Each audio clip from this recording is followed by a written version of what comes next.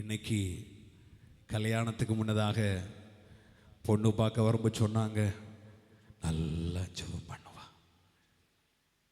ஆமா, அன்னைக்கு கல்யாண அலைன்ஸ் ஆமை பார்க்க வரும்போது என் பையன் நல்லா ஜெபம் பண்ணுவான், நல்லா ஆராதிப்பான், நல்ல பைபிள் வாசிப்பான். அது இப்ப எங்க போச்சு? எங்க போச்சது? ஜபிக்கிற அதே நீதானே ஓயாம சண்டை பிடிக்கிற.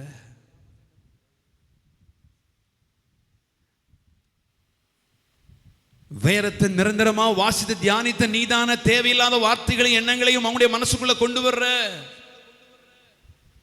ஒரு நாள் அநேகர் உன்னை குறித்து விசாரிக்கும் போது நல்லதா சொன்னாங்க, ஆனா இன்னைக்கு எப்படி இருப்பா? இன்னைக்கு இப்ப எப்படி இருக்க? How you are the right time. இப்ப எப்படி இருக்க? அன்னைக்கு யாரோ வாழ்க்கையை குறித்து பார்த்து திருப்திப்படணும் சொல்லிக்கிட்டு அதை சொன்னாங்க, இதை சொன்னாங்க, அப்படி சொன்னாங்க, இப்படி சொன்னாங்க, ஆனா இப்ப எப்படி இருக்கிற? அப்பா சொல்றார், நடந்ததெல்லாம் போட்டு இந்த ஆண்டுல கர்த்தருடைய சமூகத்தை நித்தமும் தேடு. கர்த்தருடைய சமூகத்தை நித்தமும் தேடினால் புது பலம் வாழ்க்கையில உண்டாகும்.